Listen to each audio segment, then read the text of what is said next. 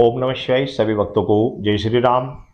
आप भक्तों का मेरे पास एक कमेंट्स आया था कि एक बार में हमें कितनी साधना करना चाहिए, हमें किन किन कितने देवताओं की एक बार में हम पूजा कर सकते हैं, हम एक समय में हम कितनी देवताओं को हमें पूजना चाहिए और कितनी देवताओं की अनुकंपा हमारे ऊपर एक साथ में हो सकती है।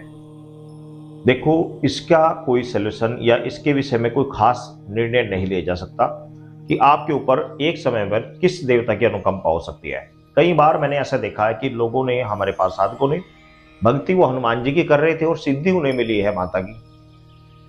भक्ति वो भगवान शंकर की कर रहे थे, सिद्धि मिली है उन्हें मां भगवती की।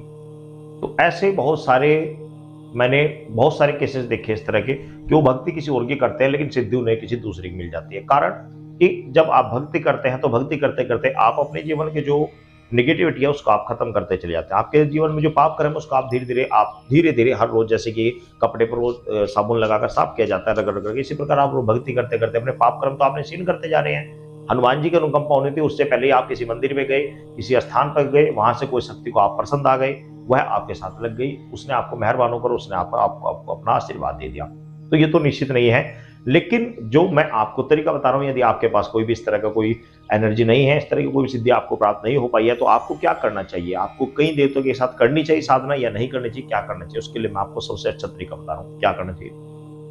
पहले इष्ट अपना एक बना ले। मैं ये हनुमान जी की बात नहीं कर रहा हूँ कि हनुमान जी को बनाए, जिसमें आपकी श्रद्धा है, जिसमें आपका भाव है, आपकी माता में भाव है तो माता को बनाए, माँ भगवती में भगवती को बनाए, माता महाकाली को बनाए, या भगवान शिव में तो शिव को बनाए। जिसमें आपकी आस्था और भाव है सिर्फ उसका अपना इष्ट बनाकर केवल उसी के मंत्रों का कंटिन्यू ज्यादा से ज्यादा जाप करें, ज्यादा से ज्यादा जाप करें उसके मंत्रों का। जब आप ज्यादा से ज्यादा जाप करेंगे, ज्यादा से ज्यादा जाप करेंगे और आपको अनुभव होने लगे, आपको चमत्कारी लक्षण आपको दिखने लगे, आपको लगने लगे, उनका आशीर्वाद जब आपको प्राप्त हो जाए, आशीर्वाद जब प्राप्त होता है तो बहुत सारी चीजें आपको दिखाई दे जाती है उस ईश्वर से संबंधित। तो आप समझिए कि आपके ऊपर आशीर्वाद उस देवता का मिल चुका है। जब आशीर्वाद मिल जाता है उसके बाद आप दूसरी साधना कर सकते हैं, तीसरी साधना कर सकते हैं, चौथी साधना करते हैं। फिर पहली साधना में सफलता होने के बाद में दूसरी साधना, तीसरी साधना, चौथी साधना में ज्यादा समय नहीं लगता। ये मैं आपको बता रहा हूँ, बिल्कुल सही सच्ची और सही बात बता रहा हूँ कि पहली साधना में सफलता के बाद आपको बाकी साधनाओं में इतना आपको मेहनत नहीं करनी पड़ती। जब पहली साधना, जिस साधना को आप कर रहे हैं, चाहे वो किसी भी देवता की कर रहे हैं, जब आप उस साधना में प्रांगत हो जाते हैं,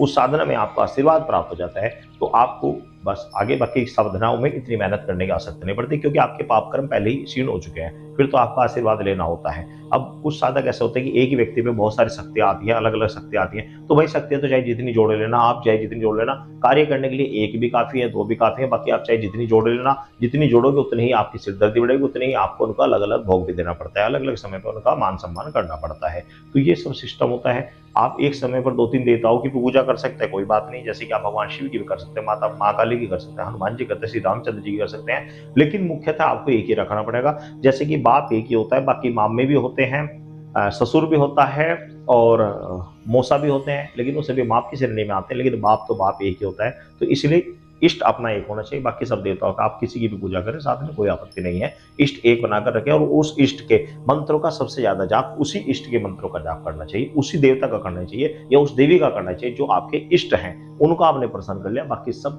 प्रसन्न होते हैं, अपने आप चलते चल जाते हैं। तो ये तरीका होता है। मैंने एक रखे, बाकी आप भक्ति किसी की करें, कोई आपत्ति नहीं है। और साधना एक दौरान, एक टाइम में एक ही की करनी चाहिए। दो साधनों में करने में व्यक्ति बट जाता है, तो यह तो कर सकता है, तो इस तरीके से सुबह की दूसरी की कर रहा है, शाम की दूसरी कर रहा है, तो इस तरीके से आप कर सकते हैं। लेकिन इस चीज का विषय ध्यान रखना चाहिए कि एक साधना दूसरी साधना के विपरीत ना हो। मान लीजिए हनुमान जी साधना करें, शाम को आप तामसिक रूप से माता महाकाली कर रहे हैं, जहाँ सड़भंग सामान चढ़ता है, इधर शुद्ध सामान चढ़ता है, तो वो नहीं चल पाएगी। इधर हनुमान जी कर रहे हैं, शाम को माँ भगवती की कर रहे हैं, तो वो चल जाएगी, उसमें कोई आपत्ति नहीं। तो इस तरह की एक साथ में दो तीन साधना इस तरह की की जा सकती है। तो ये तरीका होता है साधना करने का। सभी भक्तों को जय श्री।